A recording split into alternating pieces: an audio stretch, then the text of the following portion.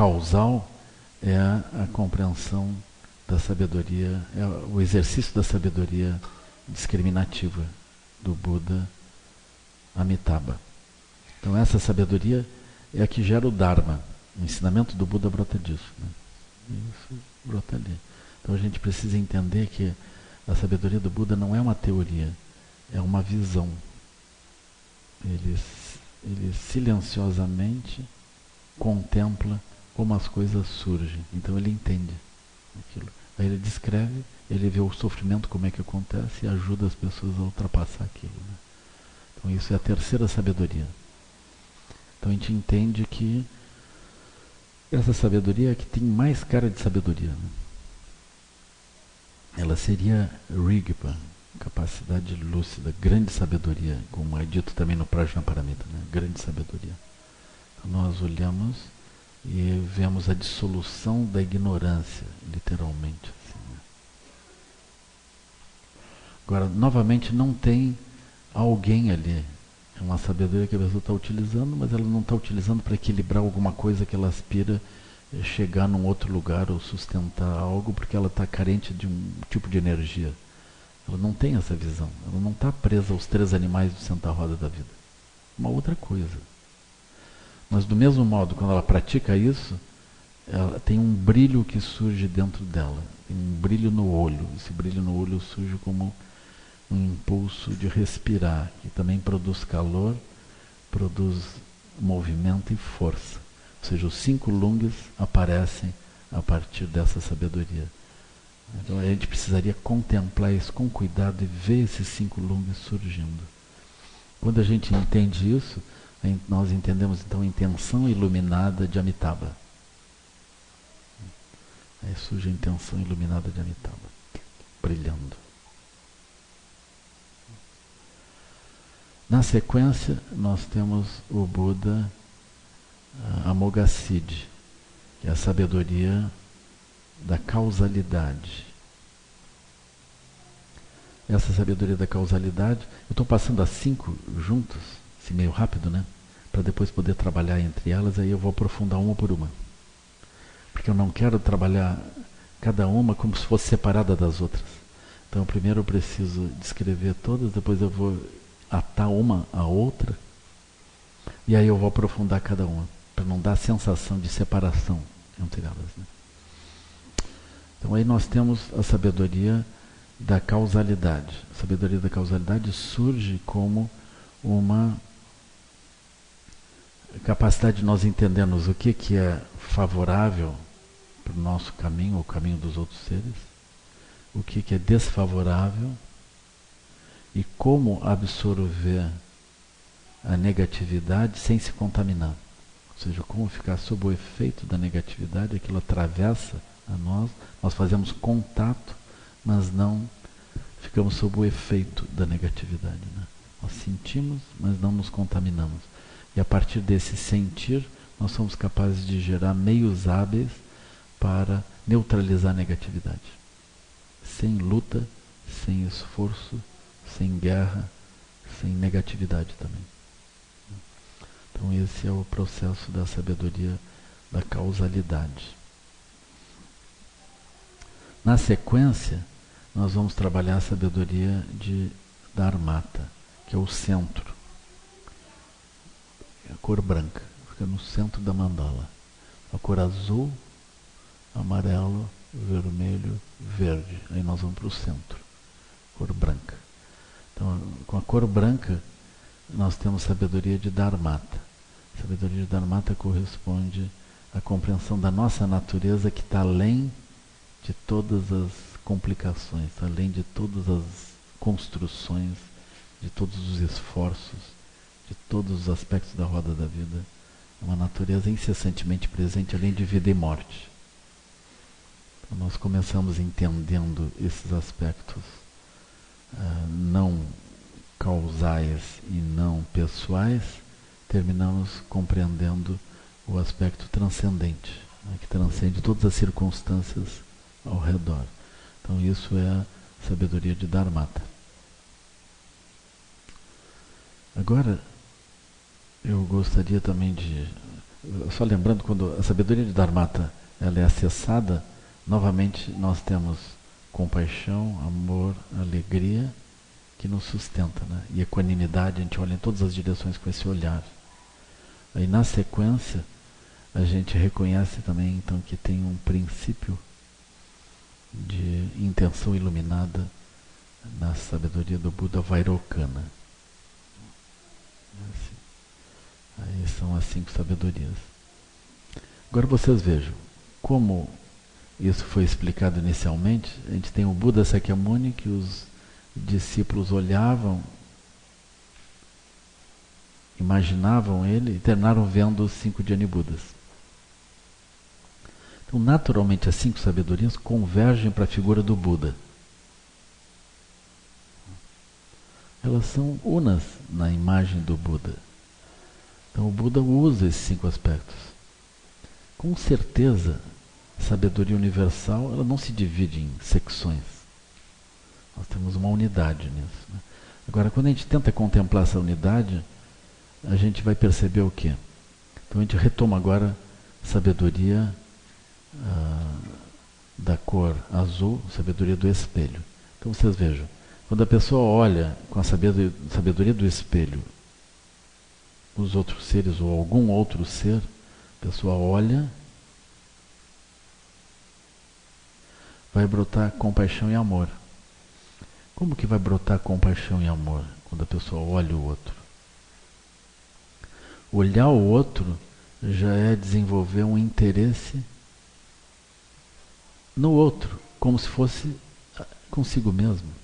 Então isso já é a sabedoria da igualdade. A pessoa está olhando para o outro. E tanto olha para o outro com essa intimidade que brota compaixão e brota amor.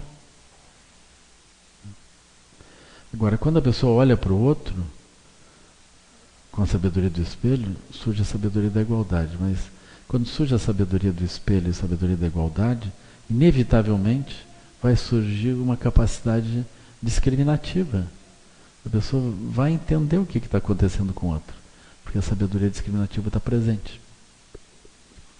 E dentro disso, quando brota compaixão e brota amor, brota um impulso sobre o que o outro deveria fazer, o que seria melhor fazer, o que seria inadequado fazer.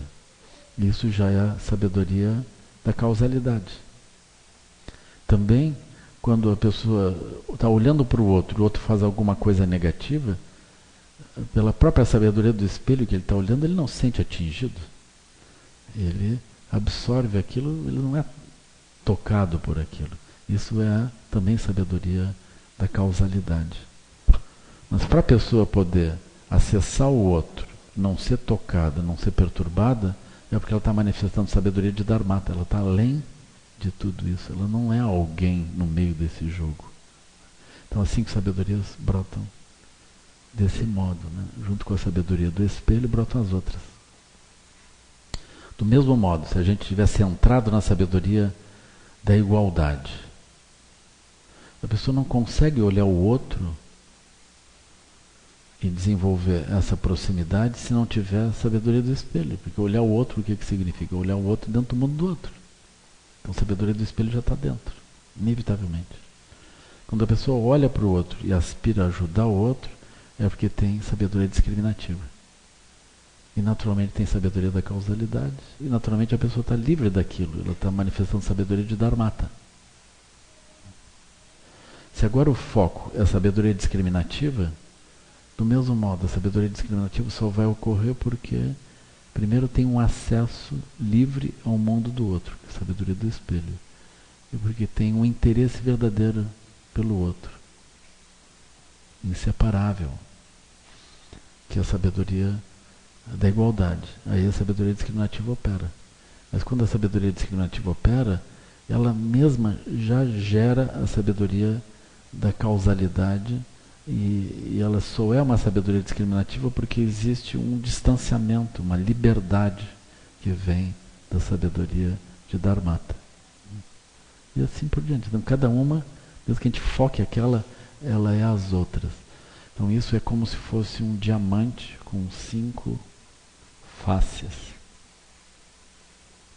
Quando a gente olha por uma face, a gente está vendo segundo aquele aquela face, mas todas as outras estão ali em volta e o centro é uno, é tudo uno, é uma única pedra, é um único Buda.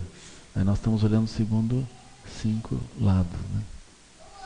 Então, continuando, se a gente olha com sabedoria, a sabedoria da causalidade agora, a sabedoria da causalidade pressupõe que eu tenha a capacidade de ver o outro no mundo dele, que eu tenha esse interesse, tenha uma visão lúcida da sabedoria discriminativa, e a sabedoria da causalidade opera. Eu tenho que ter uma liberdade também que vem da sabedoria de Dharmata. Se a gente olhar a sabedoria de Dharmata, a gente vê que essa liberdade ela vem como a base que sustenta todas as outras sabedorias. Não há possibilidade das outras sabedorias se não tiver essa liberdade natural, esse distanciamento que vai permitir. Então está tudo interconectado, ou inseparável, melhor dito, né?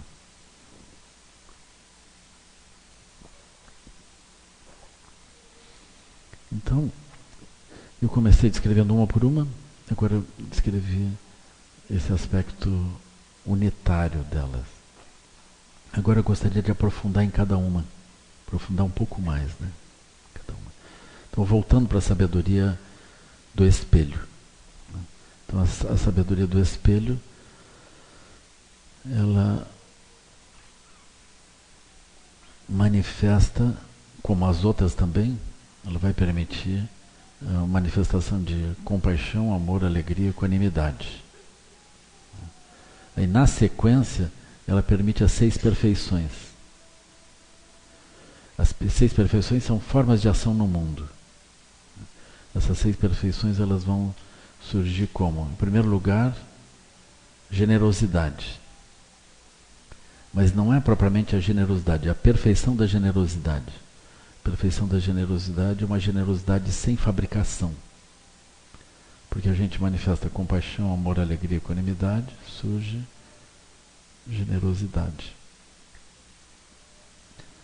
Então essa generosidade é assim, porque nós estamos olhando os seres com esse olho profundo, de compaixão, amor, alegria e equanimidade, é natural, simplesmente natural, manifestar alguma coisa favorável para o outro.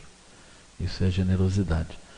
Só que se a pessoa manifesta generosidade como uma qualidade que ela vê, essa não é verdadeira generosidade. Porque a verdadeira generosidade ela não é vista como generosidade. Ela é simplesmente manifestação de compaixão, amor, alegria e equanimidade. Aquela manifestação. Aí, isso é chamado perfeição da generosidade. Porque ela não é fabricada. Aí surge moralidade também. Então, a moralidade fabricada não é a moralidade. A moralidade não fabricada é que é a moralidade. A moralidade não fabricada é a moralidade que é uma expressão natural de compaixão, amor, alegria e equanimidade. Então, essas 4 qualidades geram moralidade. Então, essa moralidade é a perfeição da moralidade. Aí, na sequência, nós temos paz. Então, a paz também não é uma paz fabricada em meio à perturbação. É uma paz na ausência de perturbação. A ausência de perturbação vem pela ausência de autointeresse, a ausência de um jogo que esteja sendo sustentado. Então, essa ausência de um jogo nos permite a sabedoria do espelho. Aí nós olhamos aquilo, não estamos num jogo, porque não estamos num jogo, a paz é possível. Aí surge compaixão, amor, alegria, equanimidade, generosidade, moralidade, paz. Porque a paz é possível, surge uma energia constante. Nossa energia não flutua. Porque a energia é constante, a mente se concentra. Porque a mente se concentra e não é perturbada, brota a sabedoria. Então nós temos aí a perfeição da sabedoria. São esses 6 aspectos. E os Budas, eles surgem como um caminho, como resultado natural do caminho dos Bodhisattvas. Então se diz que os Bodhisattvas em 9º e 10º nível são os Budas. Então nós temos os 6 primeiros níveis dos Bodhisattvas, são regidos pelas 6 perfeições, como eu expliquei. Então vamos dizer, o primeiro nível dos Bodhisattvas é o nível onde eles manifestam livremente a generosidade. O segundo nível dos Bodhisattvas é quando eles adicionam a moralidade à generosidade. Então eles não causam prejuízo aos outros seres, não causam problemas aos outros seres, de modo natural, sem esforço. Então eles manifestam compaixão, amor, alegria e equanimidade, a generosidade, perfeição da generosidade, perfeição da moralidade. Na sequência, eles manifestam o terceiro bhumi, terceiro nível, que é chamado bhumi. Eles manifestam paz. Então os Bodhisattvas de terceiro nível, eles têm generosidade, moralidade e paz. Aí os Bodhisattvas de quarto nível têm generosidade, moralidade, paz, energia constante. Eles dominam a energia, tem energia própria, energia constante.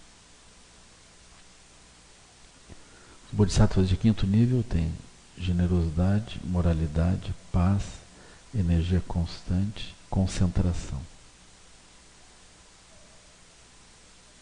Os Bodhisattvas de sexto nível têm generosidade, moralidade, paz, energia constante, concentração e sabedoria. Os Bodhisattvas de sétimo nível, eles têm generosidade, moralidade, paz, energia constante, concentração, sabedoria e capacidade de acessar essa sabedoria no momento que eles quiserem. Não é que eles simplesmente chegaram à sabedoria. Eles têm essa sabedoria natural e eles podem acioná-la no momento que quiserem. Esse é o sétimo nível. Os Bodhisattvas de oitavo nível têm generosidade, moralidade, paz, energia constante, concentração, sabedoria, capacidade de acessar a qualquer momento e capacidade de não se desligar da sabedoria. Isso é chamado o estado imovível, onde a lucidez ela não flutua mais. Oitavo estágio. Aí vem o nono estágio. Nono estágio eles têm, nono bhumi. Eles têm generosidade, moralidade, paz, energia constante, concentração, sabedoria, capacidade de acessar a qualquer momento sabedoria, capacidade de não se perder mais da sabedoria e a capacidade de se levantar e andar pelos mais variados lugares sem flutuar na sabedoria, dando benefício aos seres, segundo as 6 sabedorias. Aí os Bodhisattvas de décimo nível, eles têm generosidade, moralidade, paz, energia constante, concentração, sabedoria, capacidade de acessar a qualquer momento, estabilidade, capacidade de andar em todos os lugares trazendo benefício aos seres e manifestação não dependente da espacialidade e temporariedade. Ou seja, eles não dependem de um corpo físico que ande por aqui ou por ali. Eles se manifestam de forma ampla. Então, para a gente poder entender essa forma ampla, vocês pensem assim: a qualidade do amor. A qualidade do amor não é alguma coisa que possa surgir como uma pessoa andando e se nós estamos perto o amor surge, se nós estamos longe o amor desaparece. Se aquela pessoa morre, o amor terminou. Então não é alguma coisa assim. Já o Tathagata, que é o nono nível, as pessoas para receber o benefício elas têm que essencialmente estar próximas. Ele anda pelo mundo com um corpo físico. Então as pessoas precisam estar próximas. O décimo nível é como o próprio Buda. Por exemplo, nós estamos aqui, nenhum de nós nessa vida viu o Buda. Mas o Buda inspira a construção do templo, ele mesmo inspira a pintura das 10 etapas da vida dele. Ele inspira a colocação da imagem aqui. Essa mesma imagem foi pintada por um pintor que se inspirou em pintar a própria imagem dele. Então, num nível sutil, o Buda está vivo como um Tathagata, aliás, como o Dharma Mega, que é o 10º nível. Ele inspira, ele opera dentro da mente das pessoas. Quando ele opera em um, não quer dizer que ele esteja naquele, não esteja no outro. Ele opera de modo amplo. Esse é um ponto interessante perguntar para os espíritas. Assim, né? Se, por exemplo, Napoleão se manifesta numa sessão espírita, ele poderia se manifestar em outra ao mesmo tempo? Né? É uma coisa assim. Né? Então, em princípio, aquele ser é como se estivesse localizado no espaço e no tempo. Mas o Buda não. O Buda é como se fosse o Sol. Ele está lá. É como se fosse a Lua. Nós podemos acessar. Diferentes pessoas podem acessar. Então a pessoa está no jardim da sua casa, olha a lua. Oh, minha casa é especial, ela tem a lua. Aí uma pessoa do outro lado, no outro continente, né, manda uma mensagem. Aqui na minha casa eu tenho a lua. Olha, me desculpa, porque a lua está na minha casa, eu mando uma foto. Aí o outro manda uma foto também. Como é que é possível a lua estar em mais do que uma casa? Né? É assim. Então, essas são as qualidades do Buda. Ele não precisa, ele não fica limitado no espaço e no tempo. E não flutua. Então, esse é o Tathagata, 10º nível. Né? Precisaria entender. Todos os Budas que nós estamos acessando, os 5 Jnana Budas, eles estão nessa condição. É como se fossem... Não são Tathagatas porque eles não tiveram corpo físico. Eles são Sambhogaka, eles são manifestação sutil dos Budas. Eles são Budas numa condição sutil que se manifesta desse modo.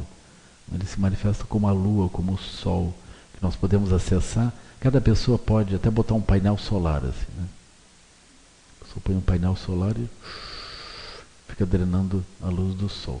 Por espantoso que isso possa parecer, se, vamos supor, muitas pessoas põem painéis, a gente olha para o sol começa a encolher. Assim, né?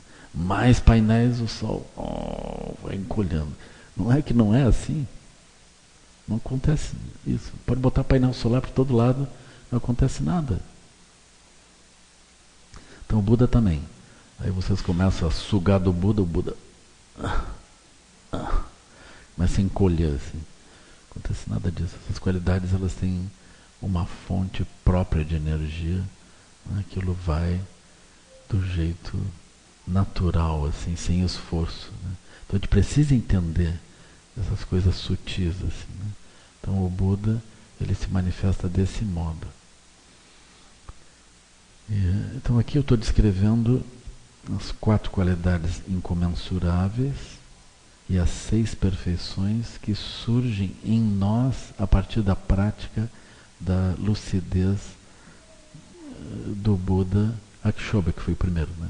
Sabedoria da igualdade.